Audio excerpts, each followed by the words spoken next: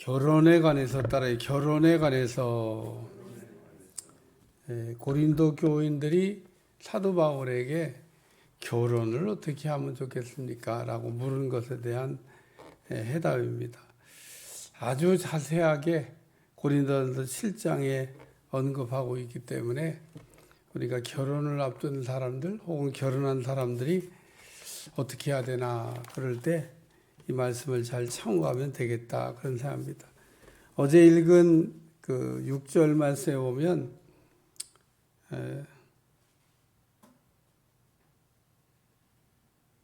7절 말씀에 보면 나는 모든 사람이 나와 같기를 원하노라. 그러나 각각 하나님께 받은 자기의 은사가 있으니 이 사람은 이러하고 저 사람은 저러하리라.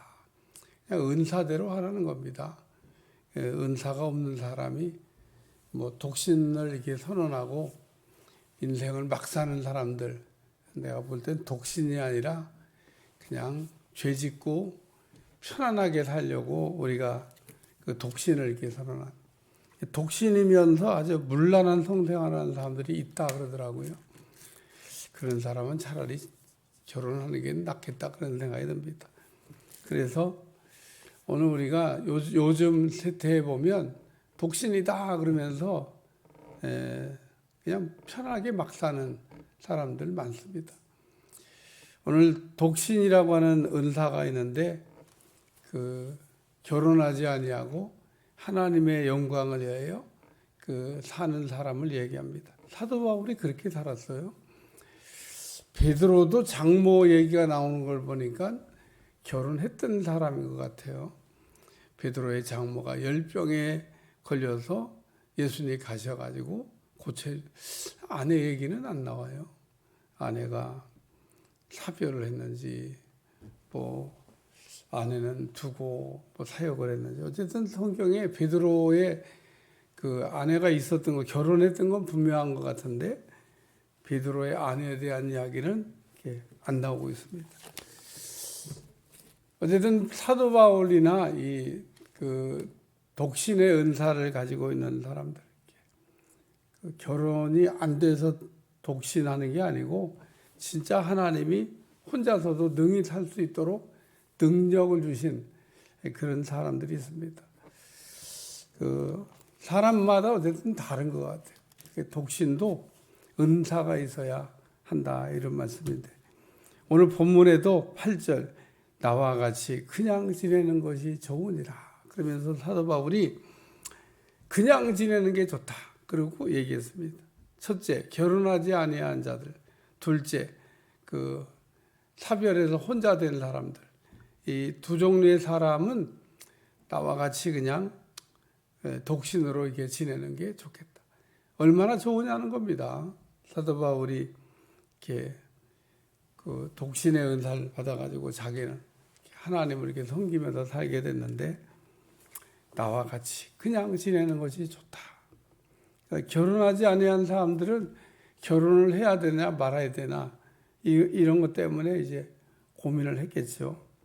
또 사별한 사람도 결혼을 다시 해야 되나 말아야 되나 고민했겠죠. 그런 사람들에게 주시는 바울의 말씀입니다. 나와 같이 그냥 지내는 것이 좋다.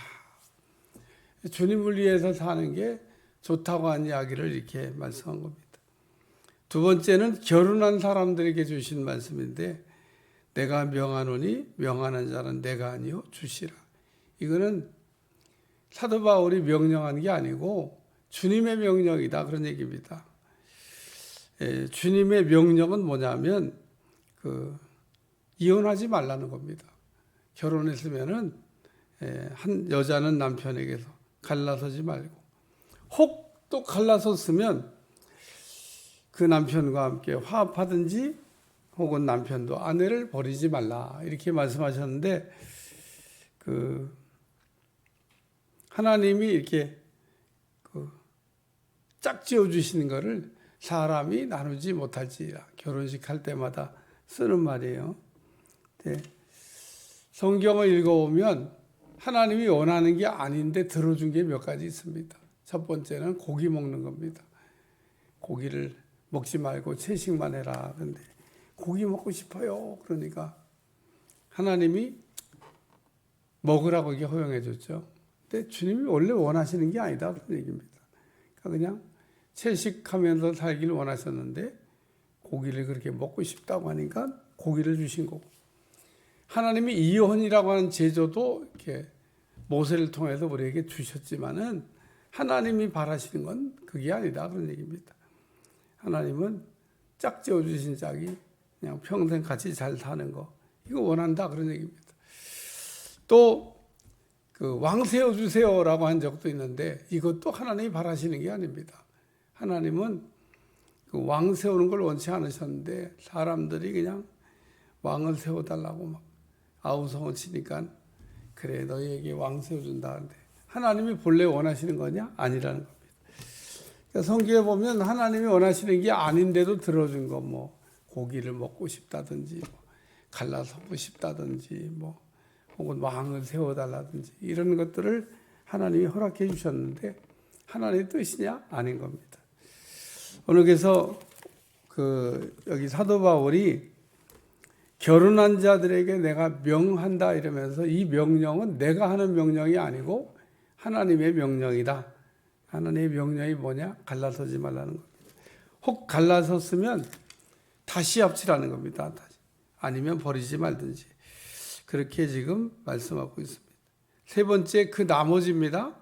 여기 12절서부터 마지막 절 16절까지는 나머지 사람들에 대한, 이거는 명령이 아니라 권면이라는 겁니다. 그러니까 명령과 권면은 다른 거예요.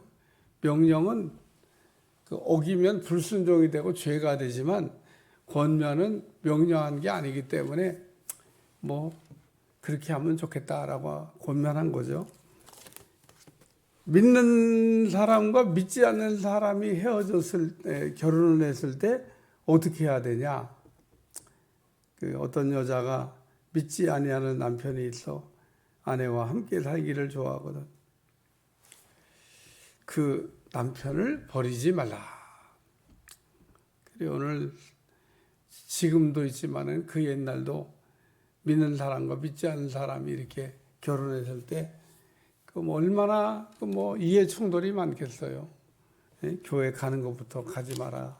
또 가면 안 된다 그러고 뭐 매일 신앙 문제 때문에 전쟁이 일어날 텐데 차라리 그냥 헤어지는 게 나을까? 그럴 때 우리 사도 바울이 권면하는 말은 혹 믿는 사람이 믿지 않는 사람을 구원할지 누가 아냐?